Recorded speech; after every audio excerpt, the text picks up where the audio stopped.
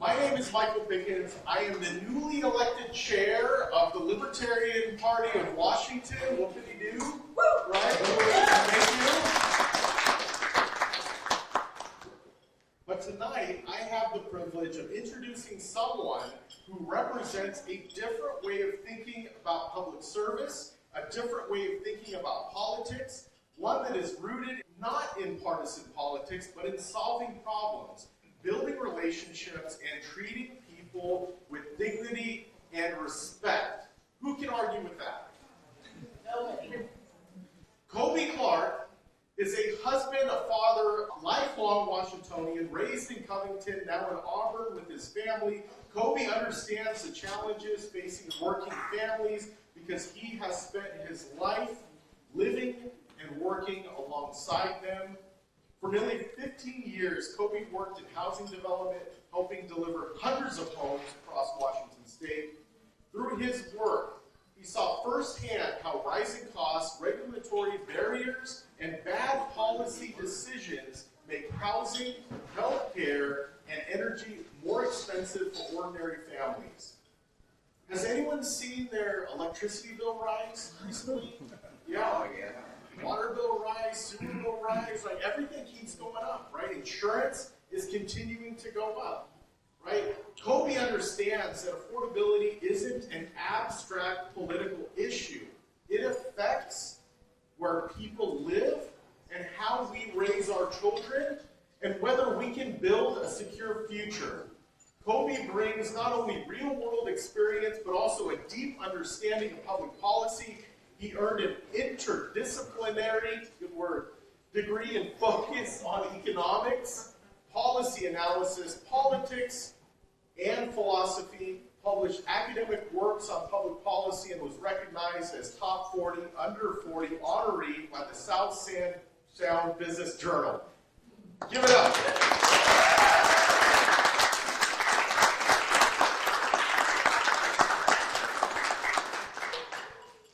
Truly sets Cobi apart is not his resume, it's his belief that every person deserves the same rights, the same dignity, and the same respect under the law. In an era when politics often encourage us to see our neighbors as enemies, Cobi believes we need to start listening to one another again. He believes liberty and compassion are not opposites. Freedom and inclusion are not opposites. Individual rights and strong communities are not opposites. He believes Washington can be a place where housing is more affordable, entrepreneurship, the backbone of America, is more accessible, communities are safer, and government is more accountable. He believes lasting progress comes from not dividing people into competing groups, but from recognizing our shared humanity and working together to solve common problems. Amen. Amen.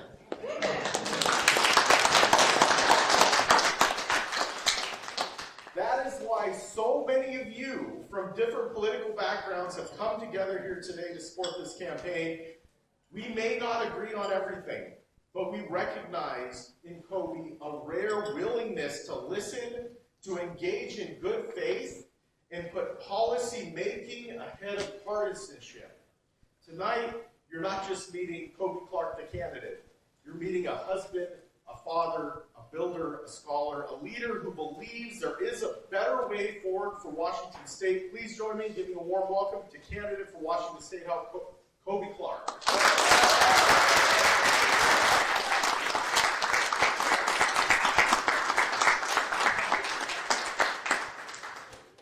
Thank you, Mike. Hello, everyone. That was quite the speech to follow. I will do my best. Vote Clark. Thank you all for coming. I especially want to thank my wife, whose support really makes this campaign possible. Thank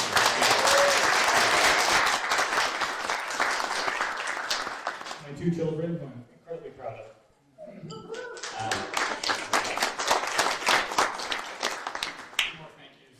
Holcomb. He is an incredible volunteer. If you look around the room today, most of the campaign materials you see, while they were influenced by my ideas and policy platform, he really made them pretty and workable. So he did an incredible job, and I want to thank him.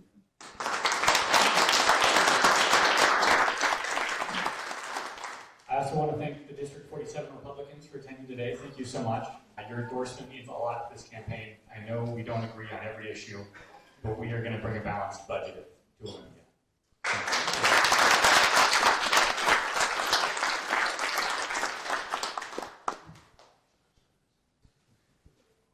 Of course, all of you. Thank you all for being here. Before I get too deep into my platform, I'd like to highlight that we're going to be celebrating America's 250th birthday next month. Yeah, 250 years.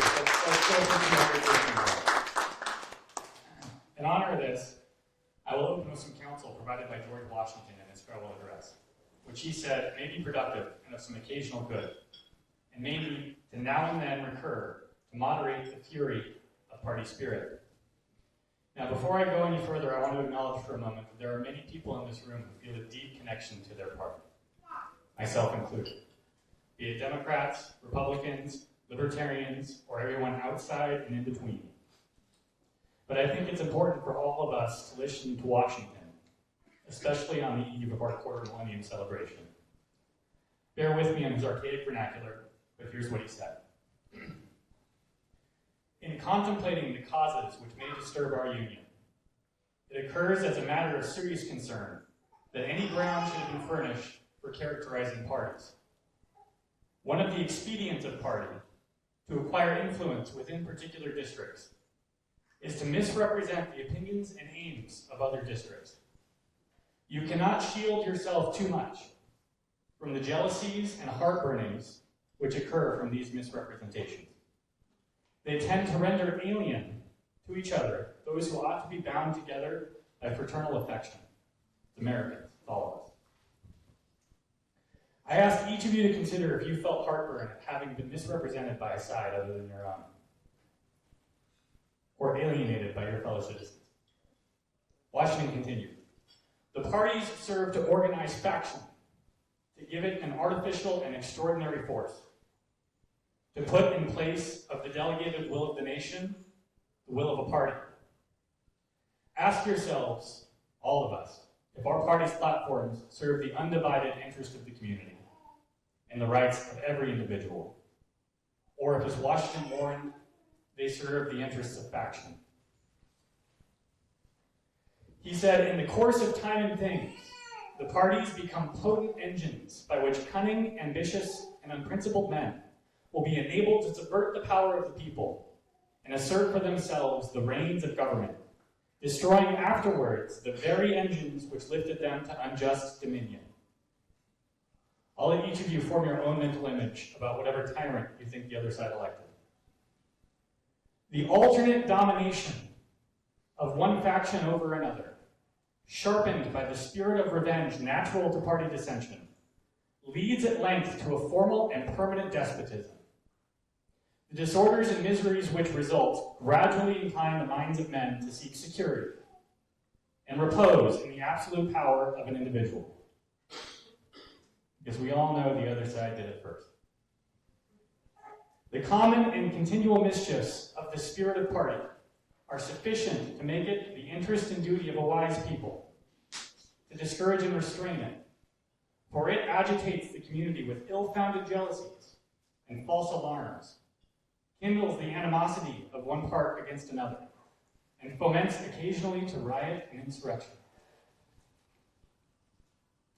Now, whether the thought of riot draws your mind to the Capitol Hill Autonomous Zone here in Washington, or to January 6th in D.C. is not relevant. What matters is how prophetic Washington was about partisanship. I don't want you to think this is just an indictment on Democrats and Republicans. It's not. Libertarians were both of those totally peaceful protests, too. Washington concluded his address by wishing upon us the benign influence of good laws under a free government. Well, today, I think we can agree that there is little benign about the influence of government on our lives. It has motivated the persistent spirit of revenge that Washington warned us about. I've attended many campaign events, and it often feels the same regardless of who is hosting. It's talk of fighting, rhetoric meant to divide, kindle animosities toward the other side. Well, as Washington said, that path is clear. It leads to despotism. Today, I'm offering a better path forward. I sold my business and finished my degree after nearly 15 years of producing and maintaining housing, during which I saw firsthand how bad partisan policy makes housing, healthcare, and energy more expensive for everyone.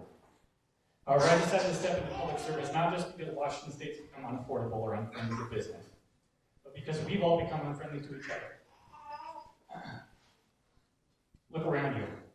We're all joined by people of all sides of every political persuasion you can imagine. I know because I invited each of you here. It's important that we remember not to define each other by the identities assigned to us, but rather come together and listen to each other as individuals working in common counsel in search of a mutual understanding of truth, as Washington intended. This campaign is not a partisan affair. I'm a libertarian, yes, but I'm not here to fight. Because I know there is no other side. There's only us. I will not misrepresent you, alienate you, gerrymander your districts, tax one side of the room to award benefits to the other, make any claims that any faction ought to be more equal than another, foment animosities or riots, or place the undivided interests of the community under the interest of party. What I will do is listen and negotiate with each of you to build consensus among my fellow citizens, even those I may disagree with. I think each person I've talked to in this room knows that I'm committed to understanding where everyone is coming from and adapting a policy framework that we can agree to, because that is a better way forward. In front of you is a campaign platform that I curated and developed under an umbrella of non-aggression. I created it in response to each of your needs and the needs of the district. I feel perfectly comfortable placing that platform in front of anyone, regardless of political affiliation, sexual orientation, gender identity, creed, class, caste, color, country of origin.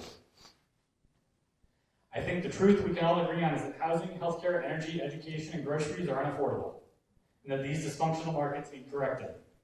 I think we can agree that our constitutional rights are actively and persistently being usurped. And finally, I think we can agree that partisanship is spiraling out of control. And we can all do a better job building relationships with each other, even the people we may disagree with. I know that isn't easy to do.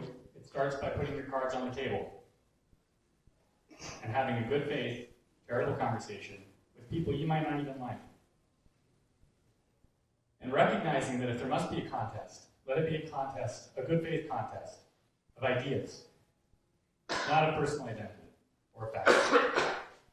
This campaign will always put policymaking ahead of partisanship, and we'll always be willing to talk to people outside our own political sphere, because I know that's how we build a better way forward.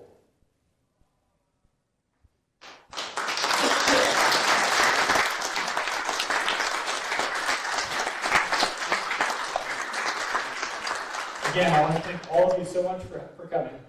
Your support won't just help us win, it will stop all Washingtonians from continuing to lose. With all that said, I would like to introduce all of you to Councilmember Lisa Sturgis. I can think of no person who better exemplifies our relationship-building ethos, even if we may disagree, than my friend and former opponent.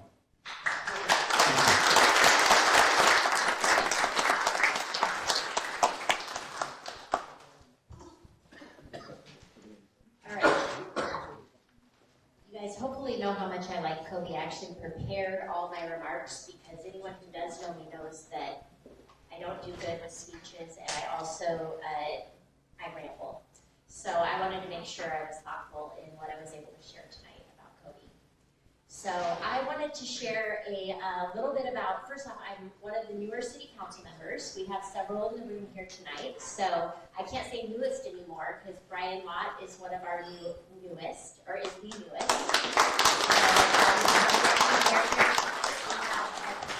Cheryl Rakes and our former council member Yolanda Trout, Manuel.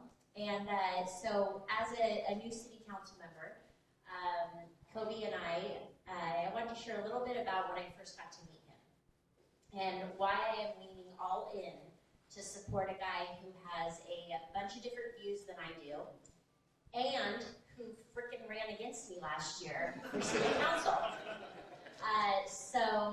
When I was putting together my thoughts for tonight's kickoff, my goal was to give you some insight into the Cobi that I've gotten to know, and to share from my perspective the experience and the expertise that he has, which I believe can make real change right here on the ground. So the first time I met Cobi, I was at one of my first city council meetings last May, right after being appointed to fill the remainder of Mr. Larry Brown's seat. If all of you know him, he's an amazing human. I had just officially filed to run for the chance to earn the vote for a full 4-year term, and he had just filed as my opponent. So at that city council meeting, he stood up and he shared some great public comments. I think it was about us getting a gun range, something if I remember correctly. After the meeting, he was standing outside talking to a group of folks, and I walked up to him and introduced myself, and we shared some nice get-to-know-yous, and we exchanged phone numbers. I'm like, can I have your cell phone? He's like, okay. But we both committed to win on our own merit and no negative politics. And I think we could feel in that moment that we were both just humans. So we wished each other luck, and we walked away. And I remember thinking, he seems like a really good human. So as the campaign went on, and I listened to him in various candidate forums, which I bombed. I'm horrible with a timer, and it was just really stressful. But he did amazing. And I kept thinking the same thing. I'm like, Cobi, why are you running for city council? You belong in Olympia. And he had this incredible understanding of policy, but not only that, he knew how to translate it into English for the rest of us.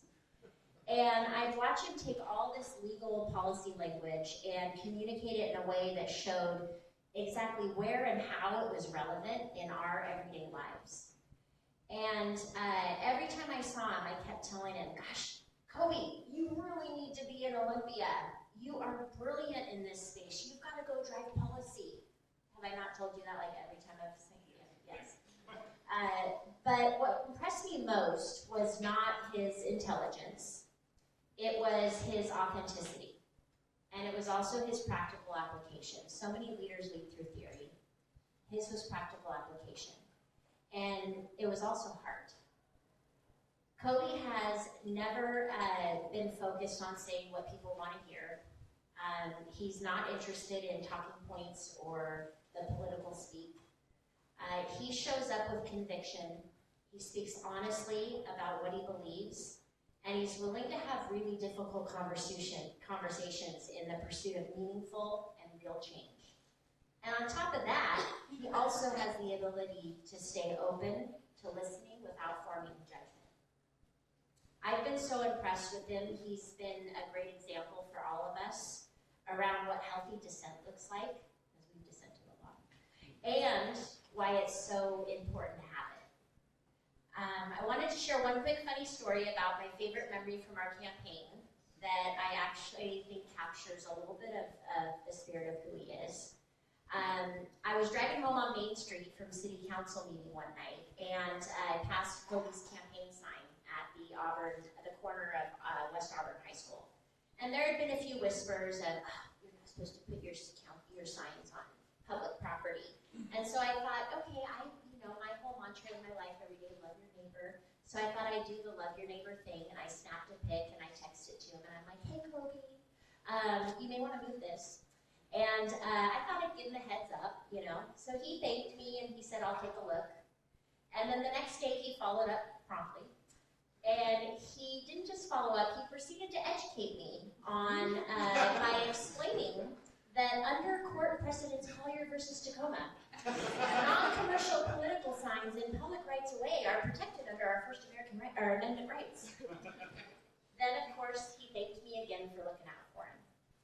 And I remember laughing and thinking, yep, that's the Cobi I'm getting now. I love it. And he taught me something. It was great. But what stuck out to me most was that not only did he know the answer, it was how he approached it. He didn't react, he wasn't emotional, he didn't assume, he did the homework, and he was kind. That interaction told me a lot about who he is. He takes issues seriously and puts in the work before forming opinions. So fast forward to after the election, our relationship didn't end. In many ways, I feel like it began. Our first coffee date was in December, and we've spent countless hours at many different coffee shops talking about housing, zoning, development, infrastructure, human rights, you name it. Poor guy has listened to me go on my tangents about my super passionate desire to figure out how the heck we get rid of all the trash and overgrown weeds on every highway, roadway, and street in Washington State, in which he politely has paraphrased my rant into a condensed, actionable possibility. And what I love, though, is that it's not just talk. Before I'd even get home, he'd already emailed me the research and policy briefs that he's written so that I can have a guide to help me on how I could help enact change and take action. He's been a huge help in showing me how to be a better researched council member. Thank you for that, Cobi. And while we don't agree on everything, I think we've both learned from each other. With Cobi being a builder by trade, he brings experience and perspective that is incredibly valuable. He understands firsthand the barriers, all of the regulations, the unintended consequences, the bottlenecks that can prevent good projects from moving forward. His experience navigating those challenges has helped me better understand how to advocate for smart growth and thoughtful development policies that support real progress for Auburn. And what I love most about our relationship is that it proves something I wish more people could believe and behave. Two former opponents can disagree, they can challenge each other's thinking, and they can still work together when the mission is bigger than themselves. At the end of the day, we connected on the core belief that our oath is to the people and communities we promised to serve. Neither of us are career politicians. We're neighbors, we're parents, we're really hardworking, proud Americans who care deeply about our city, our state, and our country. And we both want to leave it a little bit better than we found it. In closing, Cobi is one of the brightest policy minds and policy translators I've ever had the privilege of working with. He cares about being a great husband and father. He's a builder, both professionally and from a leadership skill aspect. A problem solver, maybe a future Auburn Rotarian, by the way. In all seriousness, from that one, he is going to join. I've gotten to see firsthand, I promised Rotary I'd put the plug in, sorry.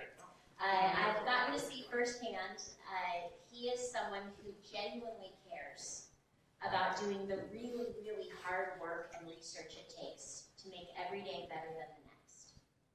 I'm grateful he's willing to step into the arena. I'm grateful he's doubled down on showing up post-city council campaign. And I'm proud to support him. But more than anything, I'm so freaking honored to get to be a part of this event tonight with you. So thank you, and I'm excited for your journey.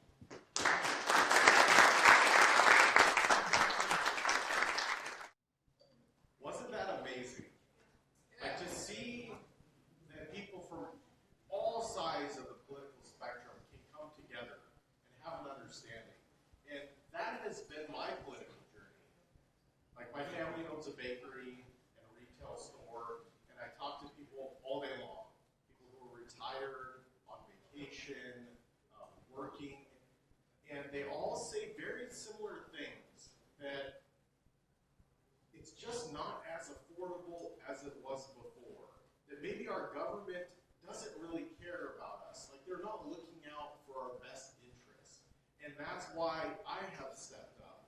And the next speaker tonight has also stepped up for some of those same reasons. Neet Grewal is the founder of and CEO of NG Consulting, a graduate of the University of Washington with a bachelor's degree in political science. She spent the last 6 years traveling the country as a national political consultant, specializing in federal races and highly competitive state legislative districts. Throughout her career, Neet has worked on more than 100 campaigns across 40 states, helping candidates build winning strategies, strengthening voter outreach, and navigating challenging political environments. Her experience includes contributing to Rand Paul's successful 2022 re-election campaign and working State Supreme Court and judicial races focused on preserving judicial independence and limiting partisan influence in the courts. Today, she brings that same experience and commitment to helping truly independent candidates build grassroots movements. Please welcome Neet.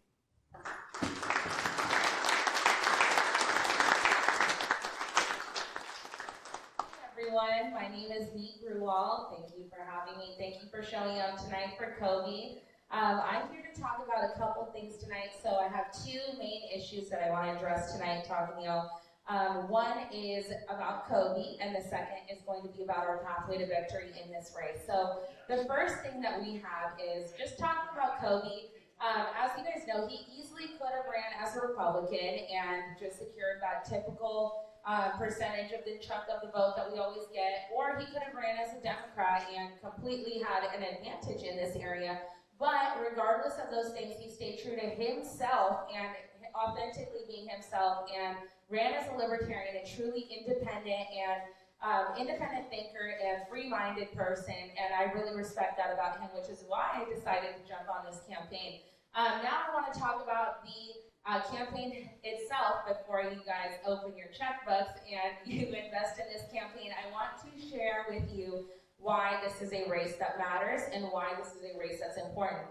So we have a pathway to victory here. I want to talk about our ground game. So we are running a strong ground game and operation with doing Super Saturdays starting every Saturday for the next 7 weeks in the primary, and also doorbelling throughout the week when families are at home, when their children are at home and families are at home. So knocking doors when people are in the weekdays, which is not easy for a lot of people. Usually people only knock on the weekends. Well, we're running a 7 days a week operation. We're doing something for the campaign every single day. So my motto is ABC, always be campaigning. And that's what we are doing in Cobi's campaign. So we're running a strong digital game as well. We're just now starting our social media, but as you guys can see here, which never happened, we got a live stream going, which is awesome. Good for whoever set that up. And also we have social media starting to go off, especially on X, which is a widely ignored but very effective tool lately in politics. So a lot of social media and a lot of digital games, so hybrid. There's a few races in Washington where we have been able to successfully outperform the district by a few points every single time we run a candidate. And that is what we're doing in Cobi's race. So he has a strategic advantage with no Republican in this race and also being true to his values, not running with a Republican label in a time where right now that might not be the most popular thing to do. That is just the unfortunate truth, you know. So we do have that advantage in this race. And also being under the libertarian brand allows us to reach bipartisan issues. Like we kind of bring together people from both sides of the spectrum. As you can see, you know, we have tables here that are Republicans, we have tables here that are Democrats, and they're all sitting together, they're mingling, and that's what the important thing is. Cobi has the unique gift to bring people together. He has a unique gift to bring people to the table and have a conversation without labels, and that is very important in politics and not done very much these days. So I really think that we have a unique advantage to win.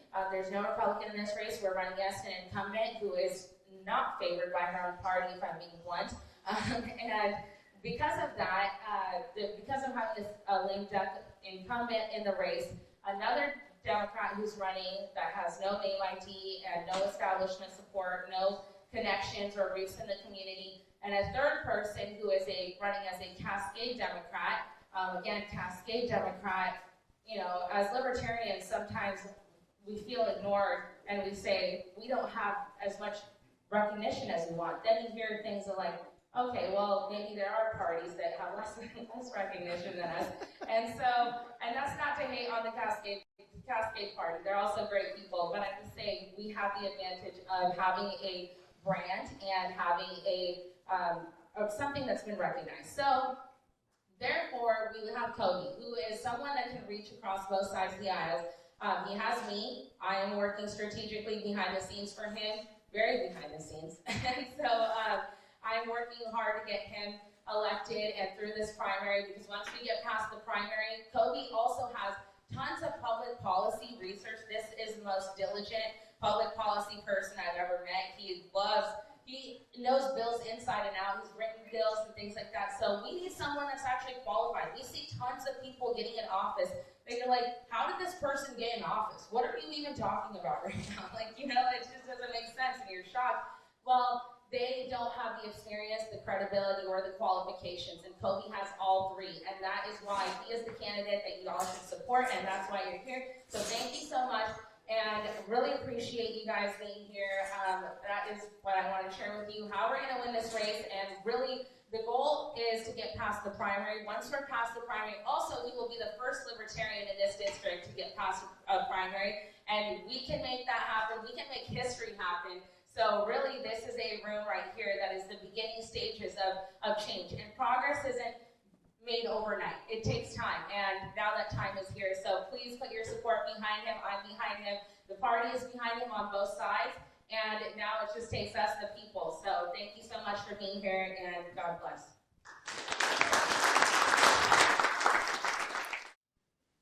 Okay, who in here is excited by the idea of Cobi running?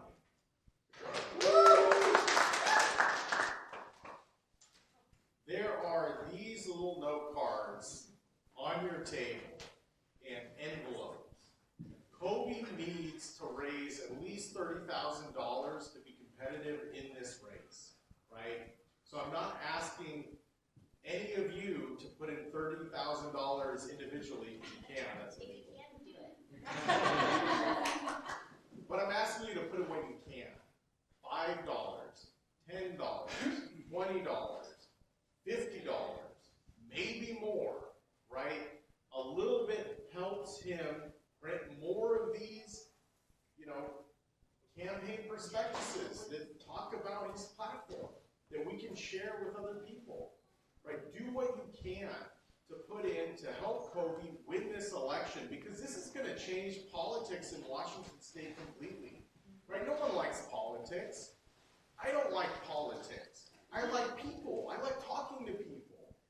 I didn't take this position because I love politics and I want to argue with people online all day. I don't do that. Right? Some people like that. And that's okay. That's their own prerogative. But I don't like that. And I know Cobi doesn't like that because he doesn't participate in that. And if you support someone who's going to change the paradigm in politics in Washington State, just give what you can. And he will be grateful for it. I know it, because he tells me all the time, thank you so much. I'm like, I didn't do anything. Right? Thank you so much for coming. He's like, okay, it took a couple hours of my night to get here. And I'm doing what I can to help him get elected. Because I believe in him, and I believe in his mission, and if anyone has seen the interview that I did with him, he is a very intelligent person. So I made sure to show up tonight so I could help him get elected. One more thing before we close out tonight. There's a lot of confusion on what it means to be a libertarian. Like, not many people understand what libertarian means, and I'm going to break it down in its simplest form. Okay, you have liber, which means liberty or freedom, and tarian means believer in, right? So a vegetarian believes in eating vegetables, libertarians believe in liberty, right? And that's pretty much it. And liberty, the definition, is the absence of outside control or oppression over our lives as long as we're not infringing on the person, property, or natural rights of another. And that's what I heard when I first became a libertarian. Right? I don't want to infringe on anyone else. I want people to respect me and my property and my rights, and I want to respect all of you tonight. And I want to respect all of my neighbors, which I know very well. But the thing is, too, we have to help our neighbors when they need it. And that's voluntary contributions to our neighbors. And that's part of libertarianism as well, right? So the unity that comes across and the respect for our neighbors' rights is what we're all about. So that's my definition of libertarian. That's why I'm the newly elected chair. And that's why I support Cobi, because he respects all of your rights and he will talk to all of you all day long. once he gets elected to state representative, I believe he's going to be way too busy, and his wife is probably going to hate this whole process because of it. And I know, because I travel around, I talk to people, and my 2 kids and my wife are at home, and I'm going to head back in the morning. But I just appreciate all of you coming here tonight and supporting Cobi. So if you can donate to his campaign, please do. I'll keep rambling, but I'm not going to. So thank you so much for coming. Let's give it up for Cobi.